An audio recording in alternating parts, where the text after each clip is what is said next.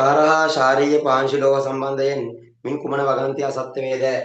ශාර සහ ශාරීය පාංශු ලෝහ මොනයි ශාර ලෝහ කියන්නේ? පළවෙනි කාණ්ඩේ ලෝහ ටික lithium, sodium, potassium, rubidium, caesium, මේඩියම්. ඊට පස්සේ ශාරීය පාංශු ලෝහ කියන්නේ දෙවෙනි කාණ්ඩේ කට්ටිය beryllium, magnesium, calcium, strontium, barium. බලන්න සියලුම ශාරීය පාංශු ලෝහ N2 වායුව සමග ඉහළ උෂ්ණත්වයේදී ප්‍රතික්‍රියා කරයි. හරිද වැරදිද? ශාරීය පාංශු ලෝහ කියන්නේ දෙවනි කාණ්ඩේ කට්ටිය. ඔව් දෙවනි කාණ්ඩේ හැමෝම ළමයි නයිට්‍රජන් එක්ක ප්‍රතික්‍රියා කරලා තමන්ගේ නයිට්‍රයිඩය හදනවා B3N2 කොහොම. ඊට පස්සේ මැග්නීසියම් කියන කෙනා නයිට්‍රජන් එක්ක ගිහිල්ලා Mg3N2 කියන කෙනා හදනවා. පළවෙනි කාණ්ඩේදී ඔක ලිතියම් විතරයි නයිට්‍රජන් එක්ක ප්‍රතික්‍රියා කරන්නේ. Li3N හදනවා. මේක මොකද්ද? රතු පැහැති කුඩකේ රතු පාට කුඩක්. හැබැයි පළවෙනි කාණ්ඩේ වෙනත් කිසිදු කෙනෙක් නයිට්‍රජන් එක්ක ප්‍රතික්‍රියා කරන්නේ නැහැ. ඒක නිසා ශාරීය පාංශු ලෝහ N2 වායුවත් එක්ක ප්‍රතික්‍රියා කරනවා කියන එක හරි. දෙවෙනි කාණ්ඩය ප්‍රතික්‍රියා කරනවා. ඒක අවුලක් නැහැ. ශාරීය පාංශු ලෝහවල ද්‍රවාංක එම ආවර්තයේම ඇති ශාර ලෝහවල ද්‍රවාංක වලට වඩා වැඩි වේ. ඇත්තද?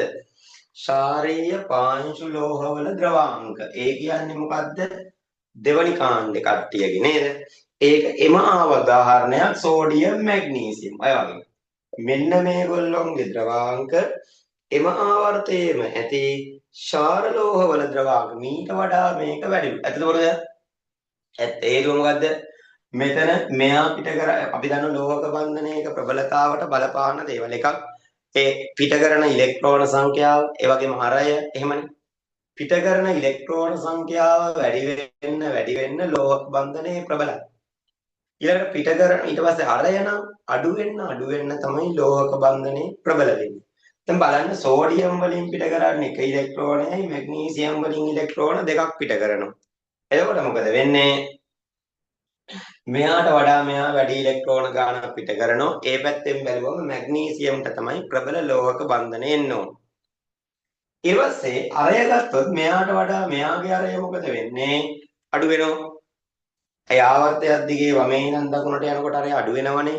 ඒ නිසා අරය මොකද වෙන්නේ? අඩු වෙනවා. හරිද? ඒ පැත්තෙන් ගත්තත් මෙයාගේ තමයි ප්‍රබල ලෝහක බන්ධනය එන්නේ. ඔය හේතු දෙක නිසාම මෙන්න මේ ශාරීය පාංශු ලෝහ වලින් එන ලෝහක බන්ධන ප්‍රබලතාව ශාර ලෝහ වලට වඩා වැඩි. හරිද? එතකොට ඊට පස්සේ මොකද වෙන්නේ? මේගොල්ලොන්ගේ අර ලෝහක බන්ධන ප්‍රබලතාව වැඩි නිසා ද්‍රවාංක තාපාංක ඉහළ බවක් තියෙනවා. එහෙනම් මේ කාරණාව අවුලක් නෑ. හරියටම හරි. ශාර ලෝහ වල දෙවන අයනීකරණ ශක්තිය එම ආවර්තයේම ඇති ශාරීය පාංශු ලෝහවල එම අගයන්ට වඩා බොහෝ වැඩි. ඔකට මතක් කරගන්න මොකද්ද? දැන් අපි වලට දෙවනි අයනීකරණ ශක්තියක් උගන්වන්නේ නැහැ. අපි ගන්න පළවෙනි අයනීකරණ ශක්ති ප්‍රස්ථාරය. කොහොමද? ඔන්න ඔය විදියට මම ඒකට අඳින්නම්. කොහොමද? මෙතන හයිඩ්‍රජන්, ඊට පස්සේ helium, lithium, beryllium, boron, carbon, nitrogen, oxygen, chlorine. එතකොට මේකෙන් දෙවන අයනීකරණ ශක්තිය ගන්න මේ. දැන් අපෙන් අහන්නේ මොකද්ද? ශාරයි ශාරීය පාංශු ලෝහ. හරි. මේ දින ශාරයි. ලිතියම් කියන කෙනාගේ පළවෙනි අයනීකරණ ශක්තිය මෙන්න. එයා ඉලෙක්ට්‍රෝනයන් පිට කරාට පස්සේ මොකද වෙන්නේ? අන්න එයා යනවා මේ තැනට. තේරුණාද? එතකොට එයා ලිතියම් ඉලෙක්ට්‍රෝන 3 එකක් පිට කරාම 2යිනේ. එතකොට මෙතන මොකද්ද වෙන්නේ? ලිතියමාන කරනවා. හරි නේද? ඒ වගේම තමයි බෙරිලියම්ගේ පළවෙනි අයනීකරණ ශක්තිය මෙන්න. ඒ කියන්නේ ඉලෙක්ට්‍රෝන 4ක් තිබ්බා. එකක් පිට කරාම මොකද වෙන්නේ? මෙතෙන්ට යනවා. අන්න දැන් මේ ඉන්නේ යාලයි දෙවන අයනීකරණ ශක්තිය. එහෙමයි කරන්නේ. ඒක ලේසි.